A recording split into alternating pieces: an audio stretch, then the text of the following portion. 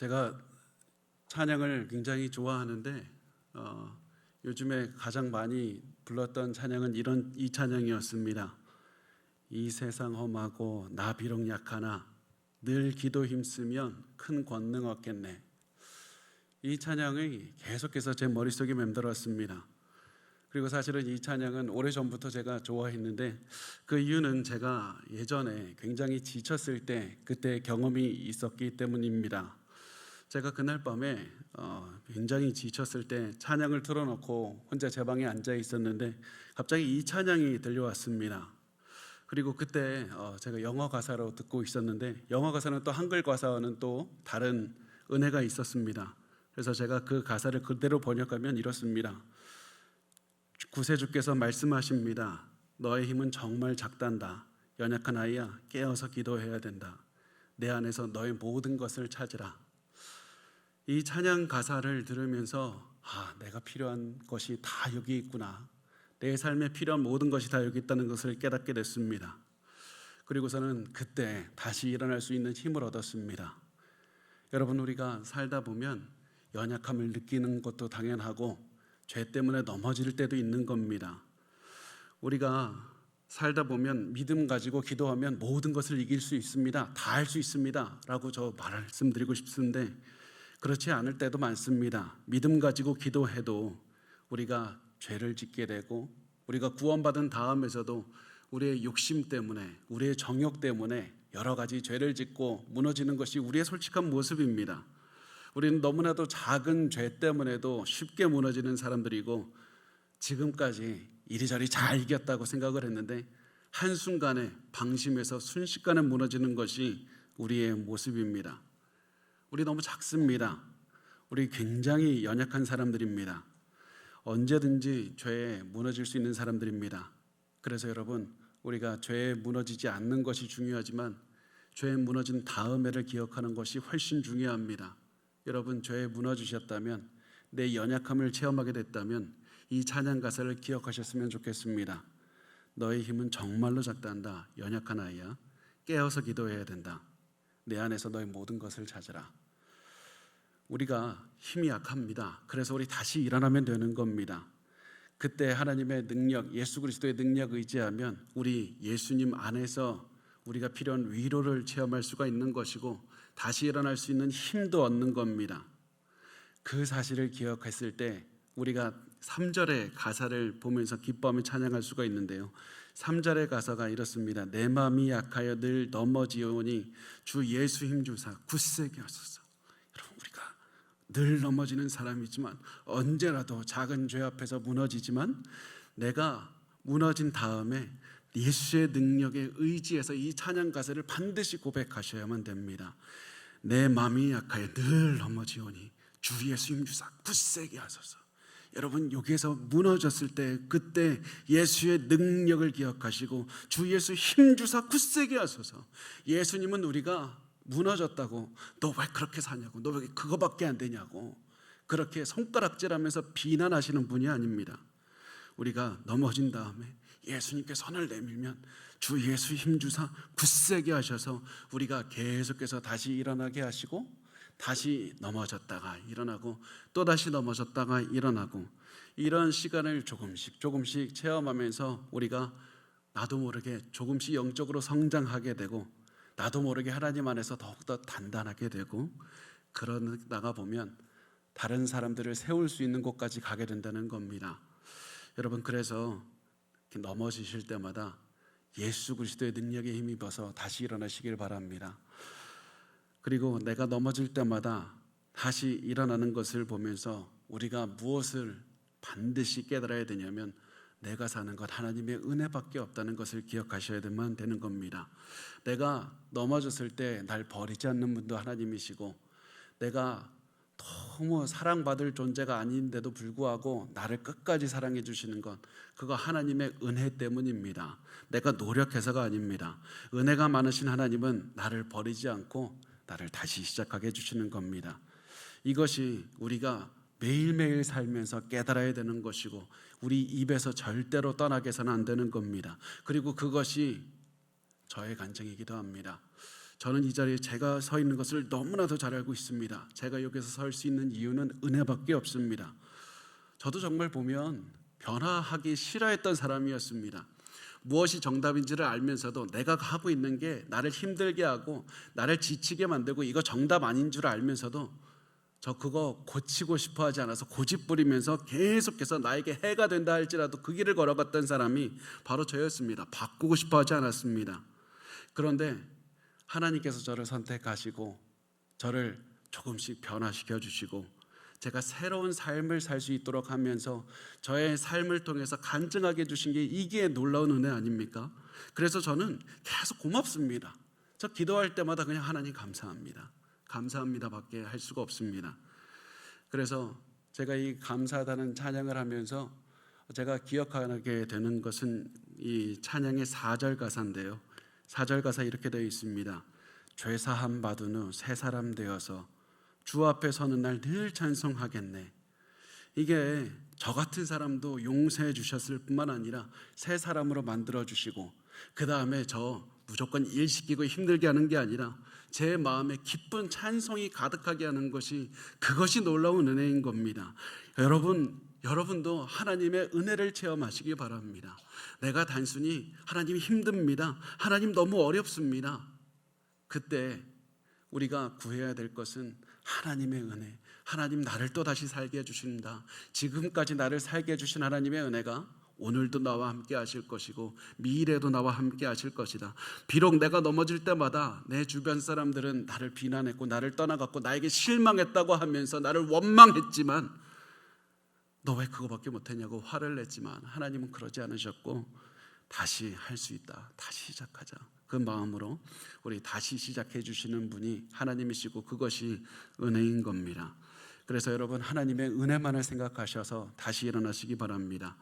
이런 은혜를 체험하면 우리가 낙심하지 않을 수 있고 이런 은혜를 체험하면 우리가 이제부터라도 변화된 삶을 살 수 있는 겁니다. 어떤 분들은 이렇게 생각합니다. 내 인생이 지금까지 하나님께 받은 게 너무 많은데 하나님 내가 이제 면목이 없습니다. 나 다시 시작해 주시는 그 은혜를 체험한 것도 한두 번이지 내가 어떻게 또다시 하나님 앞에 갑니까? 나 이 정도면 실패자 아닙니까? 나 이 정도 하나님께서 봐주셨는데 똑같은 죄를 짓고 또다시 넘어지고 이거 다 잘못된 것 아닙니까? 만약에 여러분 그런 모습을 가지고 있으면서 고민하고 있다면 오늘 말씀에 잘 보시길 바랍니다. 왜냐하면 오늘 말씀에 나오는 믿음의 사람, 믿음의 조상이라고 불리는 아브라함이 바로 엄청난 죄인이고 엄청나게 무너지는 삶의 모습을 오늘 본문을 통해서 또 보여주고 있기 때문에 그렇습니다. 아브라함은 일반적인 사람이 아닙니다. 아브라함은 하나님을 믿었던 사람이고 하나님에 대한 믿음으로 칭찬을 받았던 사람이고 하나님께서 친구라고 불러주시면서 사랑해 주셨던 사람입니다. 그런데 오늘 본문에 또다시 아브라함은 또다시 무너지는 겁니다. 또다시 죄를 짓습니다. 그럼에도 불구하고 하나님은 아브라함을 버리지 않고 아브라함 세워주시고 아브라함의 복을 주시고 아브라함을 통해서 많은 사람들에게 복을 나눠주시는 이 엄청난 은혜를 보여주는 겁니다. 아브라함이 믿음의 조상이 될 수 있었던 이유는 아브라함에게 강력한 믿음이 있어서가 아니라 하나님의 은혜가 가득했기 때문이었습니다. 하나님의 은혜 때문이었습니다. 그것이 오늘 우리가 나누는 창세기 20장에 나타나는 아브라함의 모습입니다. 그래서 이제 우리 창세기 20장에 대해서 나눌 텐데 창세기 20장을 나누기 전에 우리가 창세기 19장을 우리가 기억하기를 원합니다. 창세기 19장에는 어떤 내용이 있냐면 소돔과 고모라의 모습이 나타납니다. 하나님께서 소돔과 고모라를 이 심판하신 모습이 19장의 내용입니다. 소돔과 고모라에서 일어난 일은 분명히 엄청난 비극적인 일이지만 아브라함에게도 엄청나게 큰 아픔이었고 상처였습니다. 왜냐하면 소돔 안에서 살던 자신의 조카 롯에게 일어난 일 때문입니다. 롯은 소돔에 일어난 일 때문에 아내를 잃었습니다. 딸들과 근친상간했습니다. 자녀를 낳았습니다. 이건 엄청난 비극인 겁니다. 그래서 이 아브라함은 소돔 근처에 있는 헤브론 마므레 상수리 나무들 있는 그런 곳에 살았습니다. 그런데 이제 나 거기서 살고 싶지 않다. 나 소돔 근처에서 더 이상 이곳 보고 싶지 않다고. 그래서 아브라함은 이 지역을 떠나기로 결심합니다. 그래서 아브라함은 편하게 자신이 살고 있던 헤브론을 떠나서 남쪽으로 옮겨가기 시작했습니다. 창세기 20장 1절은 이렇게 말씀합니다. 아브라함이 거기서 네게부 땅으로 옮겨가 가데스와 술 사이 그랄에 거류하며, 아브라함은 이렇게 해서 결국 그랄이라는 곳까지 내려옵니다. 그런데 우리가 한 가지 더 기억해야 될 것이 무엇이냐면, 아브라함은 단순히 어려움 때문에 단순히 그냥 옮긴 것이 아니라 아브라함은 끊임없이 옮겨가는 삶을 살았다는 겁니다. 아브라함은 정착하지 않았습니다. 우리가 잘 알다시피 롯은 소돔에 정착했습니다. 그런데 아브라함은 그 어느 곳에도 정착하지 않고 계속해서 옮겨다니는 인생을 살았습니다. 그 이유는 아브라함이 믿음의 사람이었기 때문에 그렇습니다. 아브라함은 믿음이 있었습니다. 언젠가 하나님께서 이 땅을 주실 것이라는 믿음으로 정착하지 않고 하나님께서 땅을 주시는 그날까지 계속해서 옮겨다녔고, 또 히브리서 11장에서 말씀하는 하나님께서 예비하신 그 성을 바라보면서 믿음으로 살았기 때문에 정착하지 않고 계속해서 옮겨다니는 인생을 살았습니다. 아브라함은 분명히 믿음의 사람이었습니다. 그렇게 해서 아브라함은 또다시 옮겼고, 지금 도착한 그랄이라는 곳은 헤브론에서 굉장히 멀리 떨어진 곳이었습니다. 굉장히 멀리 왔습니다. 헤브론에 있을 때 아브라함은 굉장히 유명한 사람이었습니다. 왜냐하면 이 창세기 14장에 보면 롯이 포함된 소돔 사람들이 포로로 끌려가고 있을 때 아브라함이 자신의 종들을 이끌고 롯을 구하기 위해서 연합군들을 공격하고 포로들을 끌어올 만큼, 구출한 적이 있을 만큼 유명한 그런 사람이 되었던 겁니다. 그런데 이제 헤브론에서 멀리 떨어져서 그랄이라는 곳까지 오다 보니까 아무도 자기를 알아보지 못하는 곳에 오게 됩니다. 믿음으로 왔는데, 믿음으로 먼 곳까지 왔는데 오히려 아무도 나를 모른다, 이런 마음 때문에 두려움을 갖게 됐던 겁니다. 믿음으로, 하나님을 믿음으로 따라왔는데 오히려 두려움이 생깁니다. 아브라함은 이곳에서 처음 보는 사람들, 하나님을 모르는 사람들과 교류하면서 이 사람들 나를 죽이면 어떻게 할까, 이런 두려움이 가슴속에 깊이 새겨졌습니다. 그래서 이 사람들이 혹시 나를 죽이고 내 아내를 빼앗아가면 어떻게 하나, 이런 두려움 때문에 굉장히 어려워했고, 믿음으로 출발한 이 사람이 사라를, 자신의 아내를 자신의 누이라고 거짓말을 하게 되는 겁니다. 굉장히 아이러니한 상황이 벌어지게 됩니다. 그래서 2절과 3절은 이렇게 말씀을 합니다. 그의 아내 사라를 자기 누이라 하였으므로 그랄 왕 아비멜렉이 사람을 보내어 사라를 데려갔더니 그 밤에 하나님이 아비멜렉에게 현몽하시고 그에게 이르시되 내가 데려간 이 여인으로 말미암아 너가 죽이르니 그는 남편이 있는 여자임이라. 아브라함은 자신의 아내를 다른 남자들이 빼앗아 갈까 봐 두려워서 거짓말을 했습니다. 그런데 우리가 이것을 보고 아브라함이 이번 한 번만 거짓말을 했겠지, 이번 한 번만 믿음의 사람인데 이 사람 그래도 괜찮은 인생 살았겠지라고 생각했다면 그것은 우리가 잘못 생각하는 겁니다. 아브라함이 거짓말한 것은 이번이 한 번이 아니라 두 번째도 아니라 여러 번이었습니다. 그것이 창세기 20장 13절 말씀에 나옵니다. 이렇게 말씀을 합니다. 하나님이 나를 내 아버지의 집을 떠나 두루 다니게 하실 때 내가 아내에게 말하기를 이후로 우리의 가는 곳마다 그대는 나를 그대의 오라비라 하라. 아브라함과 사라는 가는 곳마다 거짓말을 했습니다.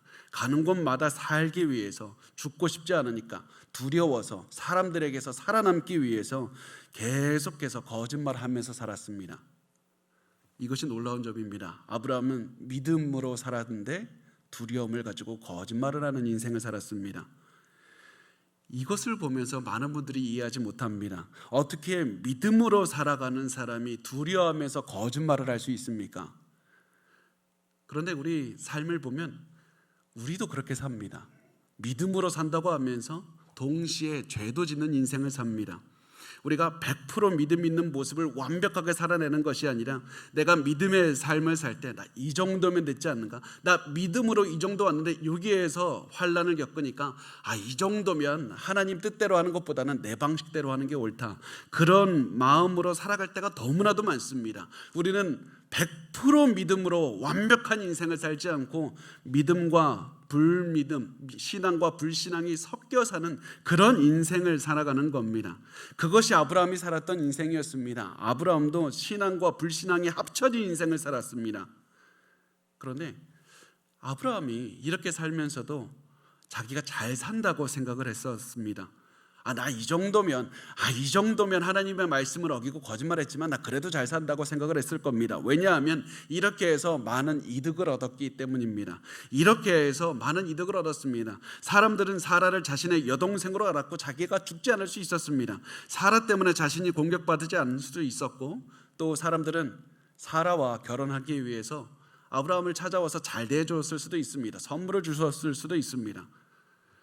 아브라함은 나 이 정도면 괜찮다라고 생각을 했을 겁니다. 그런데 이것은 절대 잘 사는 것이 아니었습니다. 아브라함이 거짓말을 하면서도 아무런 일도 겪지 않을 수 있었던 이유는 아브라함이 거짓말을 잘해서가 아니라 하나님의 은혜 때문이었습니다. 하나님이 도와주셨고 하나님이 지켜주셨다는 겁니다.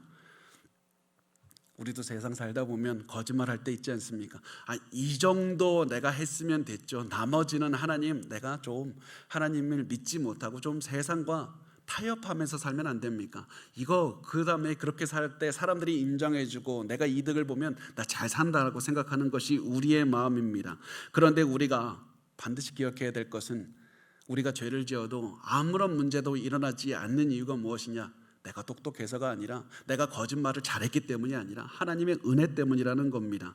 하나님의 은혜가 여러분을 지키고 있는 것이고, 여러분이 지금까지 죄 가운데 살면서도 지금 이 자리에 앉아 있을 수 있는 이유는 하나님의 은혜 때문입니다. 그래서 여러분, 하나님을 은혜를 기억하며 사셔야만 됩니다. 내가 지금부터 해야 될 것은 내가 똑같이 죄를 짓고 살아가는 것이 아니라 이제 하나님을 믿는 믿음으로 살아가야 된다. 하나님께서 나에게 원하시는 것은 믿음밖에 없다. 믿음대로 순종하며 살아가야 된다. 그 사실을 기억하면서 사셔야만 됩니다. 이게 우리가 아브라함의 인생을 보면서 얻어야 되는 교훈입니다. 우리가 더 이야기를 진행하기 전에 한 가지 문제를 해결하고 지나갔으면 좋겠습니다. 그게 뭐냐면, 사라의 나이가 지금 90세입니다. 폐경기를 지난 때였습니다. 사라가 아무리 아름답다고 해도 이전의 아름다움을 가지고 있지는 않았을 겁니다. 그렇다면 이 아비멜렉이라는 사람이 사라의 무엇을 보고 결혼하려고 했을까? 또 이전 사람들은 사라와 왜 결혼하고 싶어 했을까? 그것은 분명히 사라의 아름다움이 있을 수도 있지만 더 중요한 것은 아브라함의 재산 때문이었습니다. 아브라함은 엄청난 부와 엄청난 가축을 가지고 있었던 사람이었습니다. 그래서 사람들은 아브라함과 이런 돈 많은 사람과 이 연을 맺고 싶어 했던 겁니다. 그래서 아브라함이 그랄 땅에 오니까 그랄의 왕인 아비멜렉도 아브라함의 집안과 결혼해서 이 집안으로부터 많은 도움을 얻고 싶어 했던 겁니다. 그래서 아브라함의 여동생이라고 하는 사라를 아내로 취하게 됩니다. 여기에서 우리가 반드시 기억해야 되는 것은, 아브라함이 믿음의 조상이라는 모습을 보아야만 되는 겁니다. 아브라함은 계속해서 반복해서 죄를 지었는데, 지금까지 하나님의 말씀도 많이 듣고 하나님께 많은 복을 받았지만 그럼에도 불구하고 똑같은 죄를 계속해서 반복하고 있는데, 그것을 성경은 아무것도 감추지 않고 잘 보여주면서 우리에게 새로 시작하면 된다, 자책하지 말라고, 하나님의 은혜를 기억하고 다시 시작하면 된다고 말씀을 하고 있는 겁니다. 그렇다면 어디에서부터 다시 시작하면 됩니까? 어디에서부터 아브라함이 무너진 겁니까? 다시 시작해야 되는데 다시 시작하라는 말이 도대체 무엇을 다시 시작하라는 겁니까? 우리가 잘 보면 아브라함이 거짓말을 했던 이유가 있었습니다. 그것은 하나님을 믿지 못했기 때문이었습니다. 단순히 하나님을 믿지 못했던 것뿐만 아니라 하나님의 위대하심을 믿지 못했던 겁니다. 내가 여기 왔을 때, 하나님을 모르는 사람들 앞에 왔을 때도 하나님이 나를 지켜주실 것인가? 내가 하나님께서 지금 하나님의 뜻대로 살아가는데 여기서도 나를 지켜주실 것인가? 하나님의 위대하심은 하나님을 인정하지 않는 저들에게도 적용이 되는가?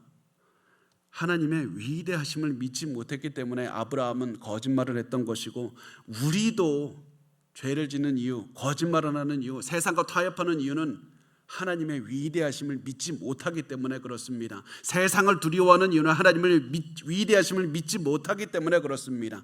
그래서 우리가 자꾸 죄를 반복하고 짓고 자꾸 무너질 때 우리가 시작해야 되는 것은 하나님의 위대하심을 믿는 겁니다. 하나님을 믿는 것 분명히 중요하고 거기에 더 구체적으로 하나님의 위대하심을 믿으셔야만 됩니다. 하나님의 위대하심을 바라보셔야만 됩니다. 그래야만 내가 지금 다시 일어날 수 있는 힘을 얻을 수 있을 뿐만 아니라 있는 자리에서 영적인 성장도 할 수 있는 겁니다.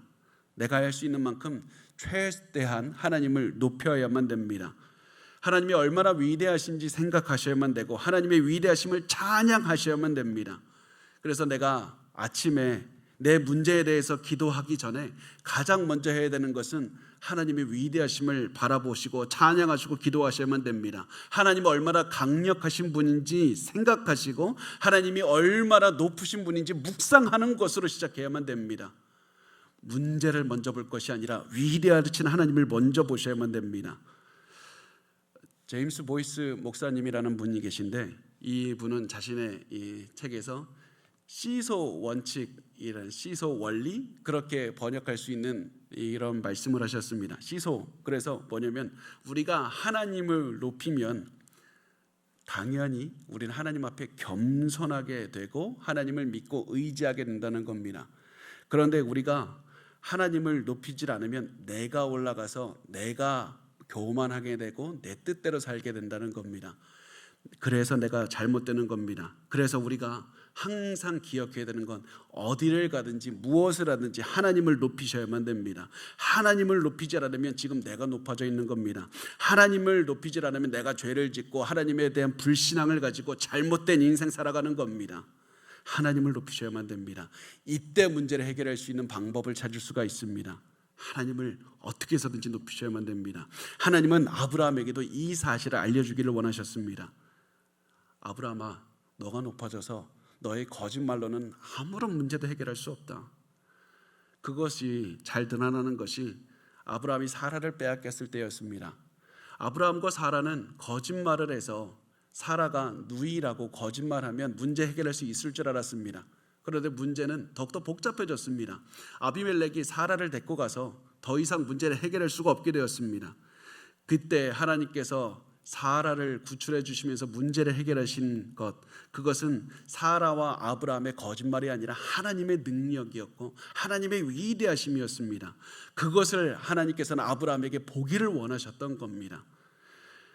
하나님께서는 그래서 이제 아비멜렉에게 질병을 주셨고 아비멜렉 집안 여자들이 이 자녀를 갖지 못하게 하셨습니다. 그리고 아비멜렉에게 꿈으로 나타나셨습니다. 4절과 5절은 이렇게 말씀을 합니다. 아비멜렉이 그 여인을 가까이 하지 아니하였으므로 그가 대답하되 주여 주께서 의로운 백성도 멸하시나이까? 그가 나에게 이는 내 누이라고 하지 아니하였나이까? 그 여인도 그는 내 오라비라 하였사오니 나는 온전한 마음과 깨끗한 손으로 이렇게 하였나이다. 하나님은 꿈에 아비멜렉에게 이 간음을 저질렀다. 너 간음 저질렀다. 너 다른 남자 여인을 데리고 갔다. 그래서 이렇게 말씀을 하시는데요. 이때 우리가 주목해야 될 것, 그것은 무엇이냐면 하나님께서 아비멜렉이라는 사람의 꿈에 나타났다는 겁니다. 단순히 아브라함의 꿈에 나타나신 것이 아니라 하나님을 믿지 않는 아비멜렉의 꿈에 나타나신 분입니다. 그것을 통해서 하나님을 믿는 사람만 다스릴 뿐만 아니라 하나님은 온 열방의 신이라는 사실을 보여주고 있습니다. 하나님께서는 모든 민족을 다스리는 분이기 때문에 하나님만 높이면 넌 두려워할 필요가 없다. 하나님께 순종하기만 하면 너는 어떠한 것이든지 이겨낼 수 있다. 하나님만 높이라. 하나님만 높이라. 그것을 우리에게 알려주고 있고 그것을 아브라함에게도 알려주고 있는 겁니다. 하나님은 아비멜렉의 꿈에 나타나셨는데 하나님의 이 너는 다른 사람 남자의 아내를 데리고 와서 간음을 저질렀다 이런 이 말씀을 들은 아비멜렉은 이렇게 얘기를 합니다. 나 억울합니다. 나 억울합니다. 나 저 사라가 결혼했다는 사실 나 몰랐습니다. 아브라함이 사라를 자기의 누이라고 소개했고 사라도 아브라함을 오빠라고 얘기를 했는데 제가 어떻게 합니까? 그래서 하나님의 심판을 내가 받게 된다면 그거 너무 억울한 겁니다. 저는 온전한 마음과 깨끗한 손으로 모든 것을 행했다고 말씀합니다. 이것이 중요합니다. 아비멜렉은 자신이 온전한 마음과 깨끗한 손으로 행했다고 합니다. 생각이나 행동에서 어떠한 잘못도 없다고 하는 겁니다. 아비멜렉은 잘못한 점이 없다고 얘기를 하고 아브라함은 잘못을 엄청나게 저질렀습니다. 그리고 이 말에 대한 하나님의 반응은 나도 안다, 이것이었습니다. 6절과 7절은 이렇게 말씀합니다. 우리 같이 읽겠습니다. 시작.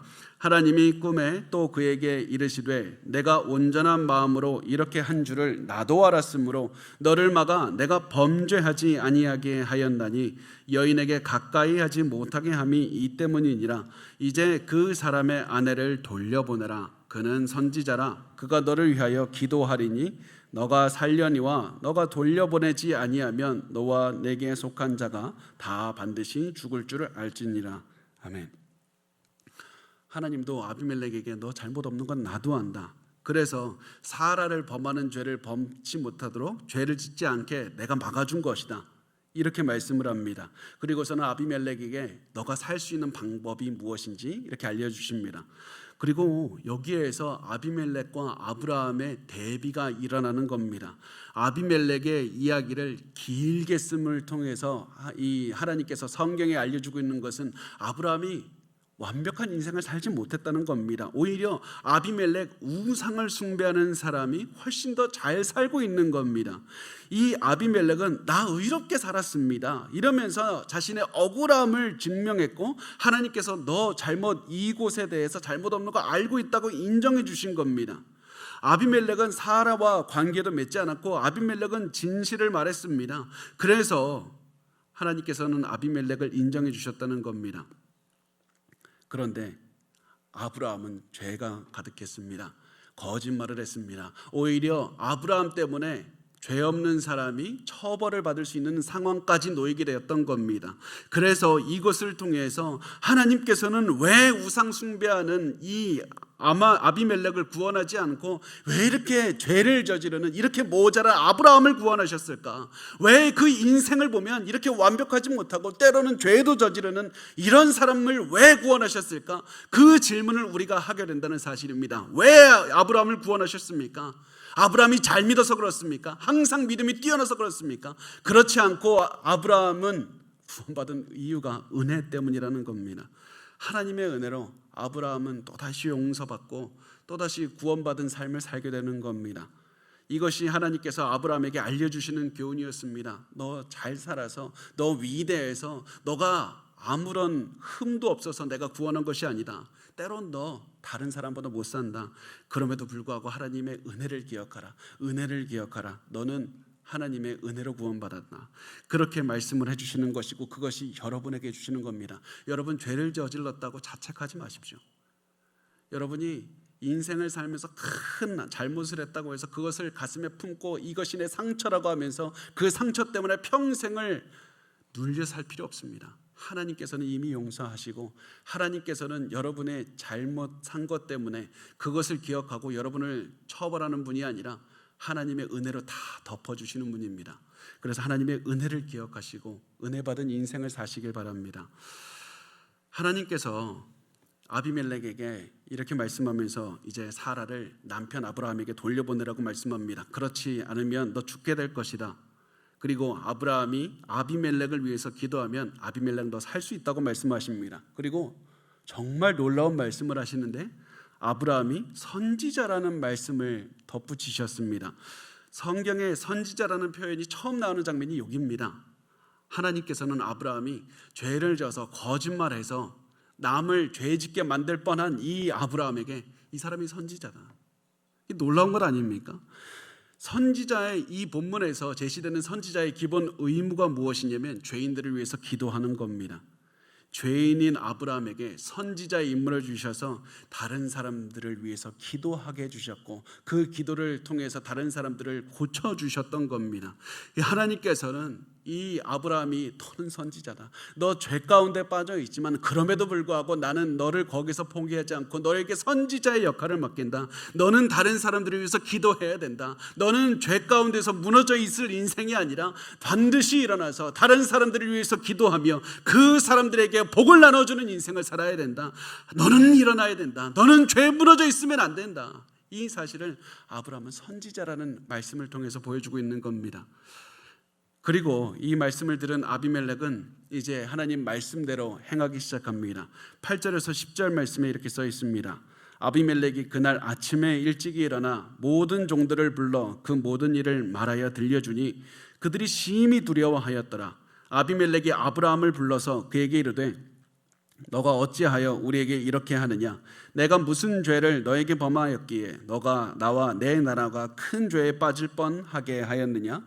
너가 합당하지 아니한 일을 내게 행하였도다 하고 아비멜렉이 또 아브라함에게 이르되 내가 무슨 뜻으로 이렇게 하였느냐? 아비멜렉은 다음날 아침에 일찍 일어나 그래서 모든 신하들을 불러들여서 하나님께서 꿈에서 말씀하신 내용들을 들려줍니다. 그 말을 들은 신하들은 엄청나게 두려워했습니다. 그리고 하나님의 명령대로 실천하기 위해서 아브라함을 신속하게 불러들입니다. 그리고 아비멜렉은 아브라함을 강하게 질책했습니다. 하나님을 믿지 않는 자가 하나님을 믿는 자에게 왜 죄를 저질렀냐고 질책하는 겁니다. 아비멜렉은 아브라함에게 단순히 그냥 얘기하는 것이 아니라 도덕적으로 분노해서 당신 어떻게 이렇게 살 수 있냐고 이러면서 분노가 가득한 말을 하고 있습니다. 그 말을 들은 아브라함은 자신의 잘못을 받아들이지 않고 변명하기 시작합니다. 이게 우리의 모습인 겁니다. 아브라함 속에서 우리의 모습을 발견하십시오. 그리고 아브라함 속에서 우리의 모습을 발견하고 하나님의 능력 안에서 희망을 찾으셔야만 됩니다.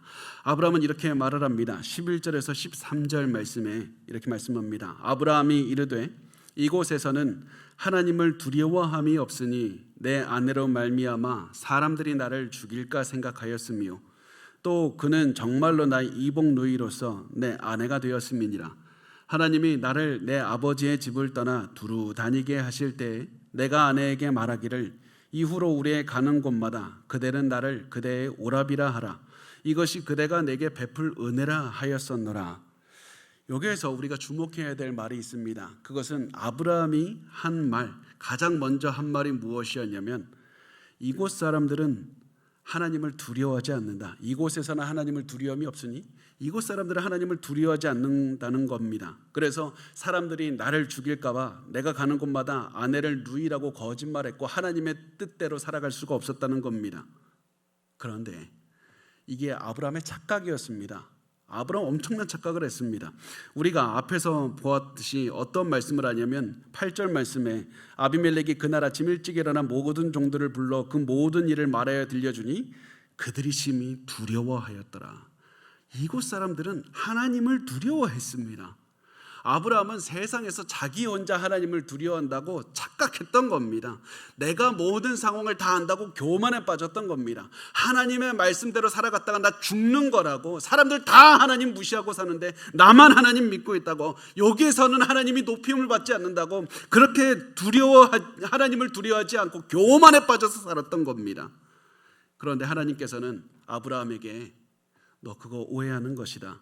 하나님은 하나님을 두려워하지 않는 백성이 있다면 하나님을 두려워하게 만들어서라도 순종하게 하는 분이다. 하나님의 뜻을 이루시는 분이다. 그래서 아브라함은 지금 잘못 살고 있고 잘못된 판단을 하고 있다는 것을 보여주고 있습니다. 그리고 그것이 우리의 모습 아닙니까? 우리는 우리가 보기에 아니 이 정도면 괜찮다고, 우리 이 상태로 살면, 하나님 말씀대로 살면 다 거지되는 겁니다. 어떻게 이 상황에서 현실적으로 우리가 생각을 해보십시오. 이게 말이 됩니까? 근데 그렇게 할 때 우리는 교만하게 되는 것이고 하나님을 무시하게 되는 겁니다. 하나님께서는 하나님이 원하시는 뜻이 있다면 하나님을 두려워하지 않는 자들을 두려워하게 만들어서라도 하나님의 뜻을 이루시는 분입니다. 그래서 아브라함처럼 하나님 아무도 두려워하지 않기 때문에 어쩔 수 없이 거짓말했습니다. 아무도 하나님을 섬기지 않기 때문에 어쩔 수 없이 내가 이런 죄를 짓고 살았습니다. 하나님 나 인정해 주셔야만 되는 것 아닙니까?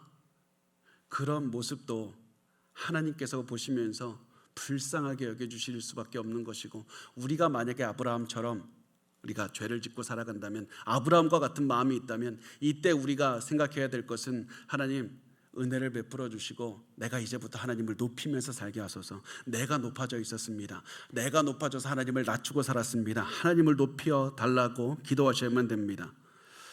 아브라함의 두려움은 정말로 사람들이 하나님을 두려워하지 않아서 생긴 게 아니라 하나님을 높이지 않았기 때문에 두려움이 생겼던 겁니다.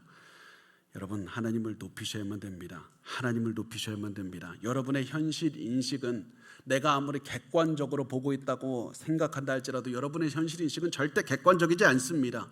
내가 내 방식으로 현실적이라는 눈으로 세상을 바라볼 때 여러분의 현실적인 눈은 절대 객관적이지 않고 여러분의 두려움과 그것이 가능하지 않다는 불신으로서 세상을 바라보고 있는 것이고, 그것은 잘못된 시각인 겁니다. 하나님의 말씀 있는 그대로 순종하십시오. 하나님만 높이셔야만 됩니다. 하나님만 높이시면서 내가 높일 수 있는 가장 높은 곳까지 하나님의 위대하심을 높이면 그때 비로소 상황이 현실적으로 보일 겁니다. 객관적으로 보일 겁니다. 그때 무엇을 해야 될지 그때 알 수가 있을 겁니다. 하나님의 뜻을 생각하시고 하나님을 가장 높이시면서 사셔야만 됩니다. 그런데 아브라함은 그렇게 하지 못했습니다. 아브라함은 계속해서 영적으로 가장 낮은 곳으로 내려간 모습을 보여주고 있습니다. 하나님의 계획대로 하자면 아브라함은 원래 다른 사람들보다 영적으로 뛰어난 영성과 더 뛰어난 도덕성을 가지고 많은 사람들에게 복을 전달했어야만 됐고, 아비멜렉은 아브라함을 통해서 복을 받는 사람이 됐어야만 됐습니다. 그런데 이게 안 이루어지는 겁니다. 아브라함의 영성은 가장 낮은 곳으로 내려갔고 오히려 세상 사람의 질책을 받는 모습이 되었다는 겁니다. 그 결과 아브라함의 모습을 통해서는 하나님의 위대하심을 그의 입을 통해서 전달이 되질 않았습니다. 하나님의 위대하심과 하나님에 대한 찬양이 나를 통해서 이루어지는 것, 나를 통해서 하나님의 복이 나갔어야 되는데 그렇게 하지 못했습니다. 그것이 비극이었고 그것이 우리의 삶의 비극이 될 수 있습니다. 우리가 세상 사람들보다 도덕적으로 못 살고 세상 사람들의 손가락질 받으면서 살아갈 때 우리는 증인의 삶을 살지 못하고 오히려 세상 사람들에게 질책을 받으면서 하나님의 영광을 가리면서 살 수밖에 없습니다. 여러분, 우리가 그래서 계속해서 하나님의 영광을 생각하시고 하나님의 뜻에 순종하시면서 사셔야만 됩니다. 내가 지금까지 살았던 것은, 내가 지금까지 여기에 온 것은 내가 열심히 해서 그런 것도 아니고, 내가 노력해서 내가 남들 잘 때 잠 안 자고 내가 이를 바득바득 갈면서 내가 끝까지 버텼기 때문에 여기 온 게 절대 아닙니다. 여러분은 정말 노력하셨지만 우리가 갖고 있는 것은 하나님의 선물이고 내 증거이지 여러분의 노력의 증거가 아닙니다. 하나님의 선물이라는 사실을 기억하십시오. 하나님의 은혜를 생각하시고 말씀대로 사셔야만 됩니다. 아비멜렉은 아브라함에게 질책하고 끝내는 것이 당연한 이때 오히려 아비멜렉은 이제 아브라함에게 많은 선물을 주기 시작합니다. 이러면서 또다시 아브라함이 복을 받게 되는 그런 모습을 보여주는 겁니다. 우리 마지막으로 14절에서 18절까지의 말씀을 같이 읽겠습니다. 시작. 아비멜렉이 양과 소와 종들을 이끌어 아브라함에게 주고 그의 아내 사라도 그에게 돌려보내고 아브라함에게 이르되 내 땅이 너의 앞에 있으니 너가 보기에 좋은 데로 거주하라 하고 사라에게 이르되 내가 은 1,000개를 내 오라비에게 주어서 그것으로 너와 함께한 여러 사람 앞에서 너의 수치를 가리게 하였노니 내 일이 다 해결되었느니라. 아브라함이 하나님께 기도하매 하나님이 아비멜렉과 그의 아내와 여종을 치료하사 출산하게 하셨으니 여호와께서 이왕에 아브라함의 아내 사라의 일로 아비멜렉의 집의 모든 태를 닫으셨음이더라. 아멘. 아비멜렉은 자신의 잘못을 보상하기 위한 여러 가지 조치를 취합니다. 이때 놀라운 것이 무엇이냐면 아비멜렉이 내가 여자 하나 잘못 들여서 이런 일을 벌여줬습니다. 내가 너무 창피하고 내가 수치를 당할 것 같으니까 조용조용히 해결할 수도 있었습니다. 그런데 아비멜렉은 그렇게 하지 않고 오히려 아브라함과 대조가 되게 더욱더 거리낌 없이 많은 사람들 앞에서 자신의 잘못을 인정하고 자신의 모든 이 잘못을 보상하는 조치를 취하고 있다는 겁니다. 아브라함은 그렇게 하지 못했습니다. 그래서 아비멜렉의 모습과 대조시키면서 아브라함의 부족함을 드러내고 있는 겁니다. 아브라함은 너무나도 부족한 사람이었습니다. 우선 아비멜렉이 아브라함에게 어떻게 조치를 해주었는지를 보면 아비멜렉은 사라를 돌려보냈고 아브라함에게 짐승들과 종들도 주었고 땅도 주었습니다. 그래서 너가 원하는 곳은 어디서든지 살라 이렇게 해서 아브라함은 지금까지 내가 이 땅 다른 사람들의 땅이고 내가 나그네이기 때문에 사람들에게 언제든지 공격을 당할 수 있다 이런 두려움에 살았지만 아비멜렉은 오히려 너가 원하는 곳에 살라, 너 이제 외국인이 아니다, 나그네가 아니다, 이 땅에 거한 사람처럼 그렇게 안심하고 살라고 오히려 아브라함에게 선을 베풀어 주었습니다. 그러면서 성경은 아브라함이 형벌을 받는 게 아니라 하나님의 나무람을 받는 게 아니라 선물을 받았다는 사실을 강조하고 있습니다. 이것을 통해서 우리에게 강조하는 것은 아브라함이 은혜를 받았다는 것을 강조하는 겁니다. 이것이 놀랍다는 겁니다. 단순히 사라를 돌려받았다, 그거 중요하지만 그것보다 더 중요한 것은 아브라함이 가는 곳마다 하는 일마다 때로는 부족했고 때로는 죄를 저질렀고 때로는 이런 사람이 있는가 하면서 처벌을 받는 게 당연한 그때에도 하나님께서는 그를 용서해 주셨고 보호해 주셨고 복을 내려 주셨다. 이것을 통해서 아브라함이 의롭게 살아서 복을 받은 것이 아니라 하나님의 은혜로 복을 받았고 하나님의 은혜로 구원받았고 하나님의 은혜로 이 사람이 이 믿음을 가지고 하나님의 뜻 안에서 살 수 있었다는 사실을 보여주는 겁니다. 그리고 아까 우리가 나눴듯이 하나님께서는 아브라함이 아비멜렉을 위해서 기도하게 하셨고 아브라함의 기도를 통해서 아비멜렉이 처한 그 모든 위기를 넘어가게 하셨습니다. 아브라함이 이 아비멜렉을 위해서 중재해야 되는 이유도 아마 있었을 수 있습니다. 아비멜렉이 때로는 강제로 이 사라를 억지로 데리고 가진 않았을까? 그런 생각도 있지만 여러 가지 이유가 있음에도 불구하고 그럼에도 불구하고 아브라함도 여전히 죄가 있었고 그리고 이 죄인을 통해서 하나님께서는 복을 전파하게 해주셨다는 겁니다. 이 내용을 봤을 때 아비멜렉이 어떠한 이 고난이 있었을까? 우리가 보면 하나님께서는 아비멜렉의 집안에 내리셨던 재앙 가운데 하나가 이 아비멜렉에게 이 질병을 주셨을 뿐만 아니라 아비멜렉의 온 집안에 이 불임의 그 질병, 불임의 이 저주를 주셨다는 것을 알 수가 있습니다. 이것을 통해서 아브라함에게 또 한 가지를 알려주십니다. 이 아비멜렉 민족에게 불임을 주시고 그것을 회복하게 하시는 분은 사라에게도 불임인 사라에게도 자식을 주실 수 있는 분이다. 아브라함에게 또다시 하나님께서는 이것을 통해서 말씀하고 계시는 겁니다. 그리고 하나님께서는 아브라함을 통해서 기도하게 해주시면서 이 한 가지 사실을 기억하게 하셨습니다. 아브라함의 기도를 통해서 아비멜렉이 회복하게 해주시는 것을 통해서 하나님께서 처음에 아브라함에게 주신 약속, 창세기 12장 2절에서 3절 이 말씀을 깨닫게 해주셨습니다. 내가 너로 큰 민족을 이루고 내게 복을 주어 너의 이름을 창대하게 하리니 너는 복이 될지라.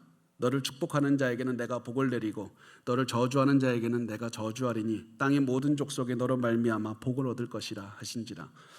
아브라함은 처벌받아 마땅한 사람이지만 오히려 하나님은 아브라함이 기도하게 하셔서 아브라함에게 하신 언약을 기억하게 하셨습니다. 나는 너를 죄 가운데서 무너지게 살지 않고 너를 통해서 복을 전파할 것이다. 너를 통해서 세상 사람들이 복을 얻게 할 것이다. 너는 여전히 하나님의 사람이다. 나는 너를 포기하지 않는다. 너가 거짓말하면서 이제 그렇게 살지 마라. 하나님의 뜻에 따라서 많은 사람들에게 복을 빌어주면서 기도해주고 그들에게 예수 그리스도 우리가 이제 그렇게 전하면서 살기를 하나님께서 원하신다는 사실입니다. 여러분, 우리가 비록 죄 가운데서 살면서 우리가 때로는 자책할 때도 있고 무너질 때도 있지만 하나님께서는 우리에게 너를 통해서 복을 전하기를 원하신다. 하나님은 너를 포기한 적이 없다는 사실을 말씀을 하고 있는 겁니다. 여러분, 그것을 기억하시면 됩니다. 내가 지금까지 살아온 인생의 힘은 내 능력과 내 노력이 아니라 하나님의 은혜였습니다. 아브라함이 다른 사람보다 본질적으로 더 나은 것은 아무것도 없었습니다. 하나님의 은혜 때문에 아브라함은 이런 구원받은 삶을 살 수 있었습니다. 우리도 죄 가운데 살지만 때로는 너무 부족하지만 우리가 지금 이 시간도 살아갈 수 있는 힘을 얻을 수 있는 이유는 은혜 때문입니다. 제가 사실은 설교할 때마다 이 눈물을 흘릴 때 너무 창피해요. 저는 사람들 앞에서 우는 걸 별로 안 좋아합니다. 안 믿으시겠지만은 근데 그래서 제가 하나님 이제 설교할 때 그냥 설교하게 해주시고 은혜를 생각할 때 하나님 그 눈물을 안 흘리게 해주십시오. 그렇게 기도했을 때 하나님께서 제게 주시는 그 감동은 야, 은혜를 생각했을 때 눈물이 안 흐르는 것 그걸 더 두려워해야 돼. 사람들 앞에서 너가 눈물을 흘리는 것 그것을 보이는 것을 피할 것이 아니라 너가 언제 어디서든지 하나님의 은혜를 생각하면 눈물이 가득 흘러야 돼. 그게 너가 사는 방법이다. 그게 하나님을 높이는 것이다. 여러분 그것을 깨닫게 하셨습니다. 여러분의 마음속에서도 하나님의 은혜를 생각하시고 위대하신 하나님만 높이시고 위대하신 하나님께서 부족한 나를 살리셨고 나를 오늘도 살아가게 하신다. 그 사실을 기억하시고 하나님의 위대함만 생각하면서 하나님의 은혜를 생각하면서 하나님의 은혜만 찬양하며 살기를 원합니다. 그래서 우리 어려움이 있을 때마다 우리 이 찬양을 항상 기억하시면서 부르셨으면 좋겠습니다. 이 세상 험하고 나 비록 약하나 늘 기도 힘쓰면 큰 권능 얻겠네. 하나님 여러분을 버리지 않습니다. 쓰러졌을 때 기도하시면 다시 예수 그리스도의 능력으로 일어설 수 있게 하실 겁니다. 하나님을 기억하시고 다시 일어나십시오. 하나님의 은혜가 여러분을 다시 일어나게 하실 줄 믿습니다.